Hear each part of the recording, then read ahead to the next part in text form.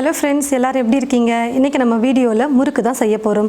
அரிசி மாவு யூஸ் பண்ணாமல் நம்ம கோதுமை மாவை வச்சு ரொம்ப இன்ஸ்டண்ட்டான ஒரு முறுக்கு தான் செய்ய போகிறோம். அரிசி மாவில் முறுக்கு செய்யணுன்னாலே நிறைய பேருக்கு ரொம்பவே கஷ்டமாக இருக்கும். அரிசியை ஊற வச்சு காய வச்சு அரைச்சி இப்படி நிறைய ப்ராசஸ் இருக்கிறதுனால கடையில் வாங்கிட்டு வந்து சாப்பிட்டுட்ருக்காங்க நிறைய பேர். ஆனால் இன்றைக்கி நம்ம வீடியோவில் கோதுமை மாவை வச்சு நம்ம முறுக்கு சூப்பராக நல்லா டேஸ்டியாக செய்ய போகிறோம். வாங்க எப்படி செய்கிறதுன்னு பார்க்கலாம். ஒரு கப் நிறைய கோதுமை மாவு எடுத்து வச்சுருக்கேன். கோதுமை மாவோட அளவு பார்த்திங்கன்னா 200 கிராம் வந்திருக்கு. ஒரு வெள்ளை துணி இருந்ததுன்னா எடுத்து வச்சுக்கோங்க. நம்ம கொழுக்கட்டை செய்கிறதுக்கு புட்டு செய்கிறதுக்கெல்லாம் நம்ம மாவு ஆவி பிடிக்கிறதுக்கு துணி கண்டிப்பாக தேவைப்படும். அதனால் இது செய்கிறதுக்காக மட்டும் ஒரு துணியை நீங்கள் எப்போவுமே எடுத்து வச்சுக்கோங்க, நல்ல துணியாக பார்த்து. எடுத்திருந்த கோதுமை மாவை இந்த வெள்ளை துணியில் சேர்த்து நான் இப்போது ஆவி பிடிச்சிக்க போகிறேன். நல்லா டைட்டாக இது போல் நல்லா சுருட்டிக்கலாம். ஃபஸ்ட்டு இட்லி பாத்திரத்தில் தண்ணி ஊற்றி வச்சுட்டு தண்ணி நல்லா கொதிச்சதுக்கப்புறமா இட்லி தட்டு ஒரு தட்டு வச்சுட்டு இதுக்கு மேலே நம்ம கோதுமை மாவு எடுத்து வச்சுருக்கிற இந்த துணியை வச்சிடலாம். இப்போது மூடி போட்டு மூடிட்டு சரியாக 15 நிமிஷம் நம்ம குக் பண்ணால் போதும். பாருங்கள் ஃப்ரெண்ட்ஸ், 15 நிமிஷம் நான் குக் பண்ணிக்கிட்டேன். இப்போ நான் ஸ்டவ் ஆஃப் பண்ணிடுறேன். இப்போ கோதுமை மாவை எடுத்து ஒரு பிளேட்டில் வச்சுக்கலாம். பாருங்கள், நல்லா மாவு வெந்து நல்லா கொஞ்சம் பாருங்கள் கெட்டியாகவே வந்திருக்கு. கொஞ்சம் சூடு ஆறட்டும், அதுக்கப்புறம் நம்ம எடுத்துக்கலாம். பாருங்கள் ஃப்ரெண்ட்ஸ், நல்லா சூடு ஆறிடுச்சு. இப்போ நம்ம இதை நல்லா உதிர்த்து மிக்ஸி ஜாரில் சேர்த்துக்கலாம்.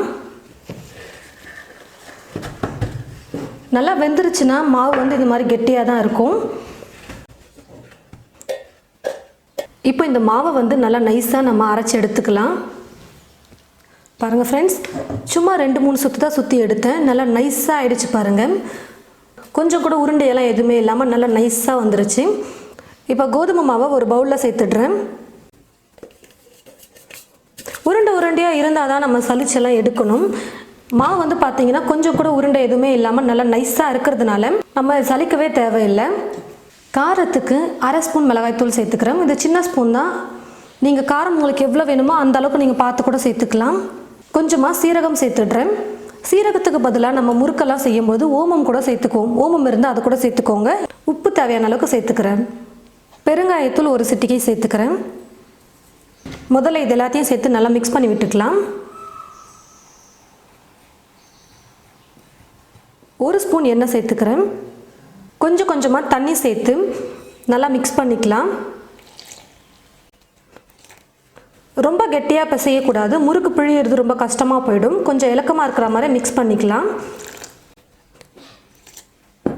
நிறைய பேருக்கு ரொம்பவே சந்தேகம் இருக்கலாம், எதுக்கு கோதுமை மாவு முதல்ல இட்லி பாத்திரத்தில் வேக வச்சு அப்புறம் செய்கிறோம் அப்படின்னு.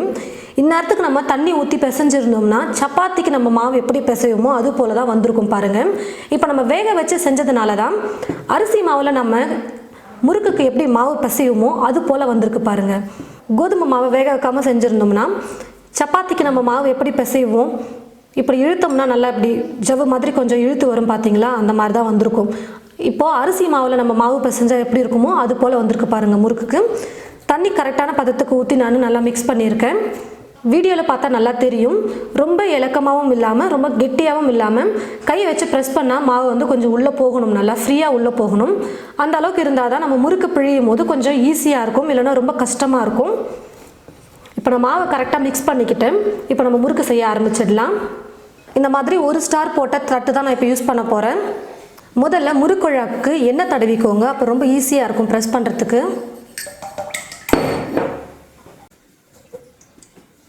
பிசைஞ்சு வச்சுருக்கிற மாவை இப்போ கொஞ்சமாக எடுத்து முறுக்குழாவில் சேர்த்துக்கலாம்.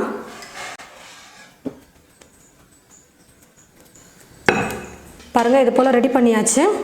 அனுபவம் இருக்கிறவங்க எண்ணெயிலே முறுக்க செஞ்சுடுவாங்க, அப்படியே எண்ணெயிலே விட்டு இப்படி எடுத்துருவாங்க. ஆனால் ஒரு சிலர் இப்போ தான் ஃபஸ்ட் டைம் ட்ரை பண்ண போகிறோம் அப்படின்னா இந்த மாதிரி ஒரு கரண்டி எடுத்துக்கோங்க. கரண்டி எடுத்துகிட்டு இதில் கொஞ்சம் மேலே எண்ணெய் தடவிக்கோங்க. கரண்டியை திருப்பி வச்சுட்டு இதுக்கு மேலே நம்ம முறுக்கு சுட்டு எண்ணெயில் விட்டுக்கலாம்.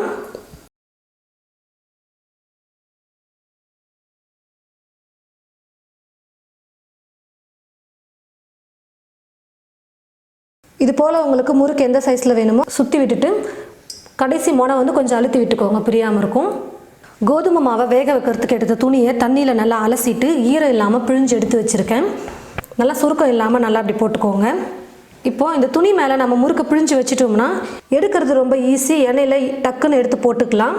கடாயில் எண்ணெய் ஊற்றி வச்சுட்டேன். எண்ணெய் வந்து நல்லா சூடேறிடுச்சு. எண்ணெய் நல்லா காஞ்சதுக்கப்புறமா வந்து ஸ்டவ்வை மீடியம் ஃப்ளேமில் வச்சுக்கோங்க. ஆல்ரெடி நம்ம கோதுமையை வேக வச்சு தான் எடுத்துருக்கோம், அதனால் சீக்கிரமாக வெந்துடும். தீ ஃபுல்லாக வச்சு செய்யும்போது மேலே வந்து சீக்கிரமாக கலர் மாறிடும். அதனால் தீயை குறைச்சி வச்சுட்டே செய்யலாம். கரண்டியில் சுற்றி இருக்கிற முறுக்கை வந்து எண்ணெயில் விட்டுக்கிறேன்.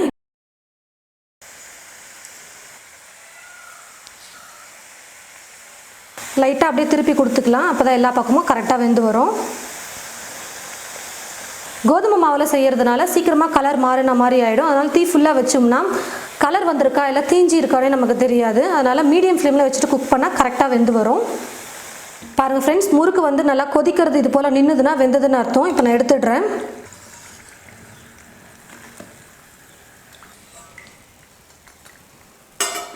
இது போலவே இருக்கிற எல்லா மாவையும் நம்ம முறுக்கு செஞ்சு எடுத்துக்கலாம்.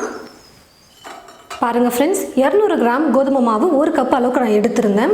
கிட்டத்தட்ட 30லேருந்து 35 முறுக்கு வந்திருக்கு. அரிசி மாவு, கடலை மாவுலலாம் நம்ம வந்து முறுக்கு செஞ்சுருப்போம். ஆனால் கொஞ்சம் டிஃப்ரெண்ட்டாக நம்ம கோதுமை மாவில் செஞ்சுருக்கோம். கண்டிப்பாக நிறைய பேர் வீட்டில் கோதுமை மாவு இருக்கும். அதை வச்சு என்ன ஸ்நாக்ஸ் செய்யறதுன்னு சொல்லிட்டு தெரியாமல் நிறைய பேர் யோசிச்சுட்டு இருப்பாங்க. இது போல் நீங்கள் ட்ரை பண்ணி பாருங்கள். முறுக்கு சூப்பராகவே வந்திருக்கு. நல்லா கிறிஸ்பியாக எவ்வளோ நல்லா வந்திருக்கு தெரியுங்களா? பாருங்கள், சும்மா லைட்டாக உடைச்சதுக்கே எவ்வளோ நல்லா கிறிஸ்பியாக வருது பாருங்கள். நல்லா வந்திருக்கு முறுக்கு. அரிசி மாவில் முறுக்கு செய்யணும்னா நிறைய பேர் கஷ்டப்படுவாங்க. அரிசியை ஊற வச்சு மாவை அரைச்சி அதுக்கப்புறம் செய்யணும்னா ரொம்பவே கஷ்டமாக இருக்கும்னு சொல்லிட்டு நிறைய பேர் செய்யறதே இல்லை முறுக்கெல்லாம். இப்போது இது போல் நீங்கள் கோதுமை மாவை வச்சு நீங்கள் செஞ்சிங்கன்னா ரொம்பவே ஈஸியாக செஞ்சிடலாம். நல்லா சூப்பராக டேஸ்டியாக இருக்கும். ட்ரை பண்ணி பார்த்துட்டு எப்படி இருக்குன்னு மறக்காமல் கமெண்ட் பாக்ஸில் வந்து கமெண்ட் பண்ணுங்கள். இந்த வீடியோவை மற்றவங்களுக்கும் ஷேர் பண்ணுங்கள். இது போல் நிறைய ரெசிபிஸ் பார்க்க தமிழ் ஃபுட் மசாலா சேனலை மறக்காமல் சப்ஸ்கிரைப் பண்ணி வச்சுக்கோங்க. கூடவே பக்கத்தில் இருக்கிற பெல் ஐக்கானை கிளிக் பண்ண மறந்துடாதீங்க. தேங்க்யூ.